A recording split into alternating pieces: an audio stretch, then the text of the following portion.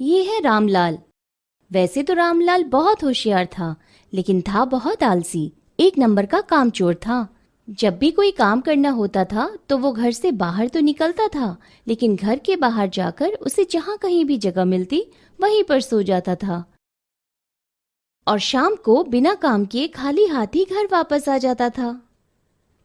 किसी दिन अगर कुछ कमा भी लेता था तो जब तक घर में सारा राशन खत्म नहीं हो जाता वो दूसरा कोई काम ही नहीं करता था। उसका आलस देखकर उसकी पत्नी और बच्चे बहुत परेशान थे। अरे उठिए भी, कम से कम आज तो जाकर कुछ कमा के लाइए। सुबह से बस चारपाई तोड़े जा रहे हैं। अरे अब तो घर का सारा राशन भी खत्म हो गया है। अभी के अभी जंगल जाइए जाइए और वहां से लकड़ियां लेकर बाजार में बेच कर आइए। चलिए उठिए। बेचारा रामलाल, आज फिर से उसे काम करने के लिए जाना ही पड़ा। रामलाल जंगल में पहुंचकर सूखी लकड़ियां ढूंढते हुए एक आम के पेड़ के पास पहुंचता है। वाह वाह वाह, कितनी छाया इस पेड़ के नीचे। यहाँ सोने में तो और भी आनंद आएगा। और वैसे भी लकड़ियां बिनने के लिए तो अभी पूरा दिन पड़ा है। इतना दूर चलकर आया हूँ, थोड़ा सो लेता हूँ। रामलाल वहीं आम के पेड़ के नीचे लेट गया। देखते ही देखते शाम होने को आ गई। तब उसी रास्ते से एक महात्मा जा रहे थे। उन्हें बहुत जोर की प्यास लगी थी।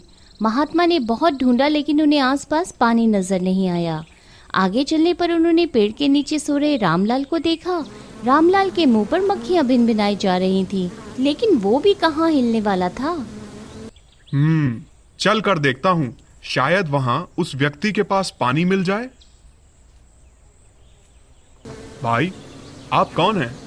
और इस तरह अकेले यहाँ इस घने जंगल में लेटे क्यों हुए हैं? अब तो थोड़ी देर में अंधेरा भी होने वाला है। रामलाल इतना आलसी था कि महात्मा को देखकर भी वो लेटा ही रहा और कहने लगा, महात्मा जी प्रणाम। महात्मा जी, आप अपना काम बताइए और यहाँ से चलते बनिए। हमें आराम करने दीजिए। बड़ा ही विचित्र है यह आदमी। भाई, हमें क्षमा करिएगा, लेकिन हमें बहुत जोर से प्यास लगी है। आपको देखा तो सोचा कि पानी के लिए आपसे पूछ लूं। अगर पानी मिल जाता तो आपका हम पर बहुत बड़ा उपकार होगा। उपकार परोपकार कुछ नहीं, आप बस हमारे ऊपर से उड़ रही मक्खियां भगा दीजिए और वहां थैली में पानी है, पी लीजिए और हमें आराम करने दीजिए। परेशान मत कीजिए। बड़ा आलसी आदमी है, अपने ऊपर भिनभिना रही मक्खियों को भी नहीं भगा रहा है। खैर, मुझे उससे क्या। महात्मा ने रामलाल के ऊपर उड़ रही मक्खियों को भगा दिया और पानी पीकर प्यास बुझाई। भाई, तुमने मेरी प्यास बुझाकर मेरी जान बचाई है। अगर तुम्हें कुछ चाहिए तो मांग लो, हम तुम्हें दे देंगे। महाराज, अगर आपने पानी पी लिया हो तो अब कृपा करके यहाँ से जाइए, हमें आराम करने दीजिए। इतना कहकर रामलाल फिर वहीं लेट गया। महात्मा जी को रामलाल की बातें बहुत अजीब लगी और वो वहां से चले गए। जब शाम हो गई तो रामलाल उठा और उठकर कुछ लकड़ियां इकट्ठा करने लगा। इकट्ठा की हुई लकड़ियों को उसने बाजार में ले जाकर बेचा और जो पैसे मिले उससे घर के लिए कुछ राशन पानी ले लिया। उसका लाया हुआ राशन पानी 2-4 दिन ही चल सका और फिर से पत्नी ने जब डांट कर घर से बाहर निकाला तो उसे काम के लिए उसी जंगल में जाना पड़ा। रामलाल आज भी उसी आम के पेड़ के नीचे लेटकर आराम करने लगा और संयोग भी ऐसा था कि वही महात्मा उसी रास्ते से बाजार जा रहे थे। उन्होंने देखा कि वो आदमी फिर वहीं लेटा है और उसका मुंह एक कुत्ता चाट रहा है। बेटा, तुम्हारा मुंह एक कुत्ता चाट रहा है और वहां देखो, तुम्हारे पास एक सुंदर सा आम गिरा है, तुम उसे ले लो। अरे महाराज, आप फिर आ गए। अगर आपको आम चाहिए तो आप जाइए, ले लीजिए। कुत्ता चाट रहा है तो चाटने दीजिए ना, और अब हमें थोड़ा आराम करने दीजिए। आखिर कैसा इंसान है ये? अरे बेटा सुनो, अगर तुम उठो तो मैं तुम्हें एक ऐसी चीज दूंगा जिससे तुम्हें जिंदगी भर कोई काम नहीं करना पड़ेगा।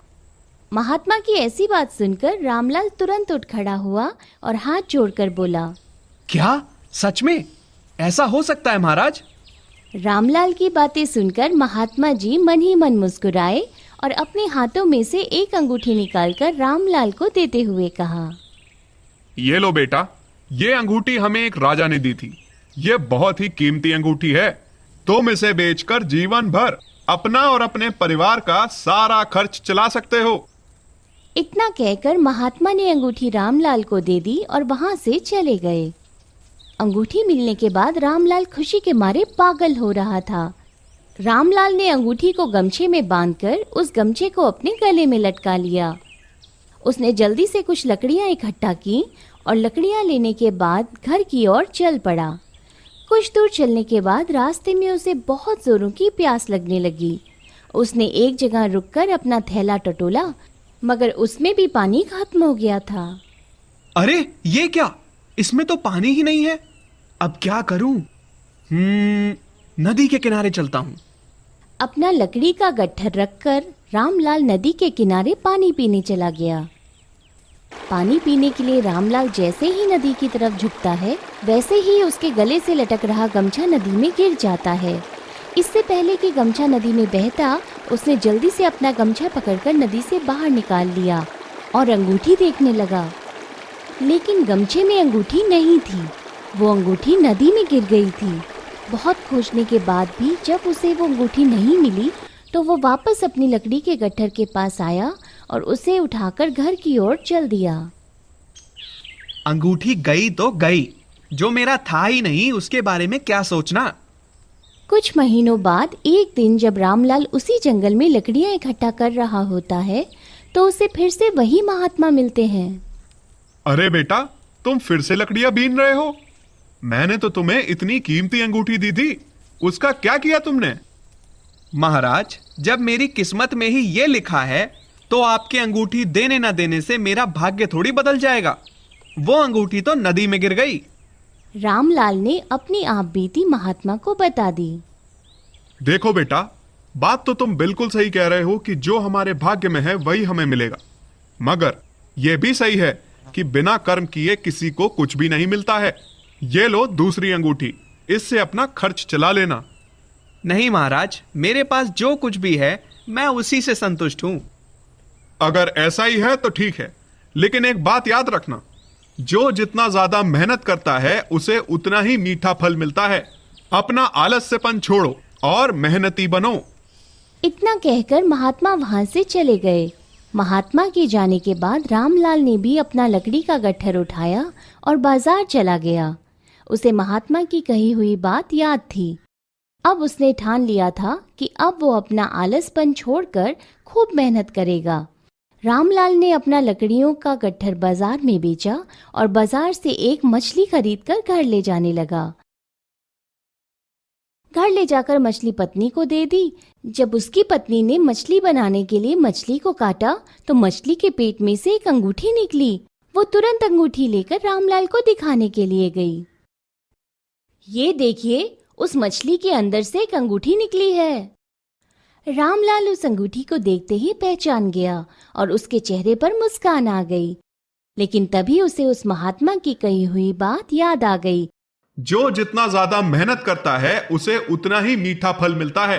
अपना आलस्यपन छोड़ो और मेहनती बनो।